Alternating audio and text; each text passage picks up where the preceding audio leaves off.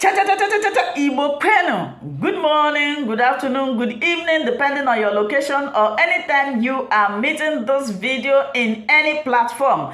If it is your first time and you like what I do here, please, after watching this video, I want you to subscribe, put on your notification bell. That notification bell is very, very important because it will enable you to know when I upload a new video. Igbo ndị ọma na-ege ntị ekene m unu onye chiri nke o chiri ya zero. This is not only for Igbos. Some people are saying it seems this platform is just for the Igbos. No, if you are a Biafra, you are a Biafra. The Igbo I speak is the general language that I can speak. If you can speak any other language, come on, you are free to write it in the comment section. Don't feel that this platform is just for the Igbos. I'm still figuring out how I can bring translator to translate any Igbo video that I am presenting in this platform. My lovely people, I appreciate and cherish each and every one of you, especially the dedicated ones, the people that are still following me despite this odd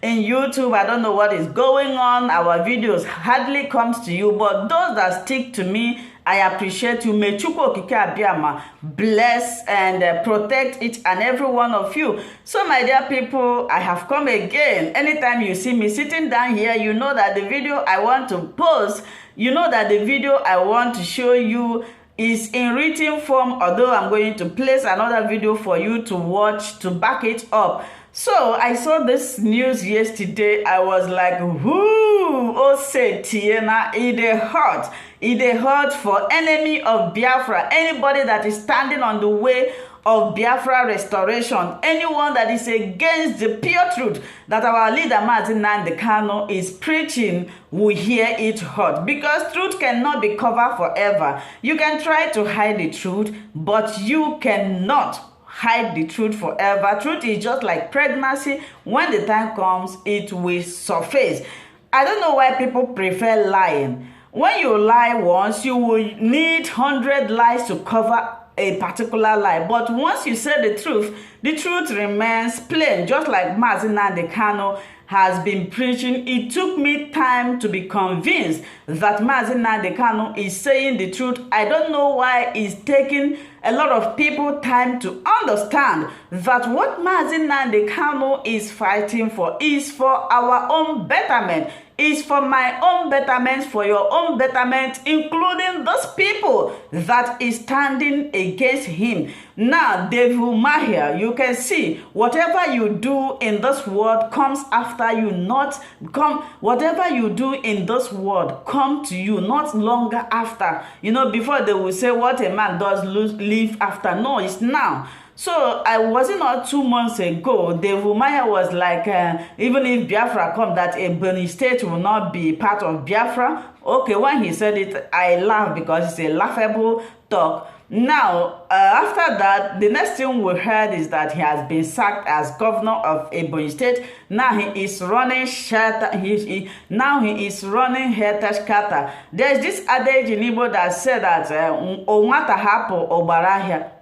There is this adage in Igbo language that said that nwata hapụ nne ya ochie soro ụgbara ahịa na ọchọwa ebe nne ya ochie na. Now, the Eastern politicians, they left us, they left their grandmother, and they were following Obarahia. Now, Obarahia hapụgo ha na-aghazi eze. Look at what Dave Umahi said. I'm going to read it, and also I'm going to place a video to clarify this. Now, he said, I will never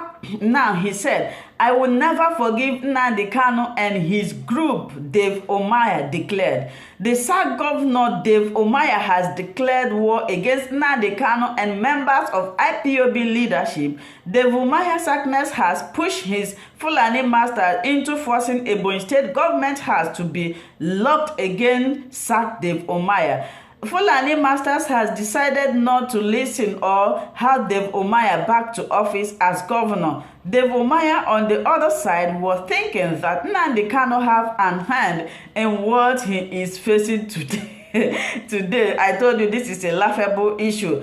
Some few northern leaders have advised the Umahi in Abuja discussion talk that he should go immediately and ask his Igbo people for mercy, and why some northern leaders are telling him to fight against Nnamdi Kanu and also against Ndi Igbo. The Umahi has chosen war against Nnamdi Kanu and Ndi Igbo and Oganwuni Meya. Even the Umahi have forgotten that Nnamdi Kanu IPOB can push him back to his office as a Ebonyi State governor. The Umahi should think about it well before making mistake that will push him down totally. Of course, he is down totally. Anybody that is fighting against Nnamdi Kanu, if you are fighting Mazi Nnamdi Kanu, you are fighting God, you are fighting yourself. You want to destroy yourself because this man has done nothing.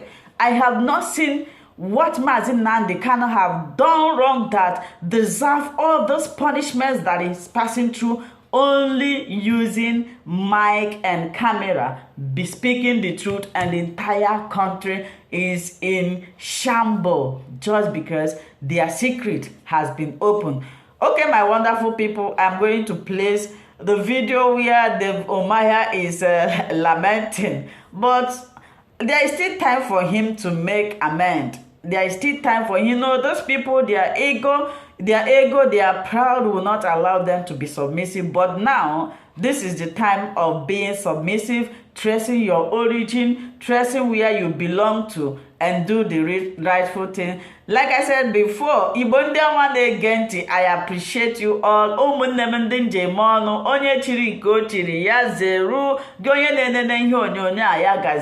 Please share this video. Always come to this platform to check for new updates. I love you all. Let us watch the video now until I come your way again. Bye-bye. In the first place, there is no constitutional provision for any hatchet man to remove a governor. There are three ways whereby a governor can vacate his seat. It's either by death, resignation, or impeachment by the House of Assembly. There is no any other constitutional provision that empowers a hatchet man to turn the constitution and the law upside down. I've listened to the judgment of Epo, and it's very obvious that he was on a mission. He was making all efforts to upturn the rulings of the Supreme Court and appeal courts on issues like this. We have had the rumors before now that he was determined to give judgment against all known laws and the Constitution, first to embarrass APC, two, to embarrass the federal government. For me, I do not feel worried, but I feel so sorry for the judiciary. The executives may have problems, the legislature may have problems, but the moment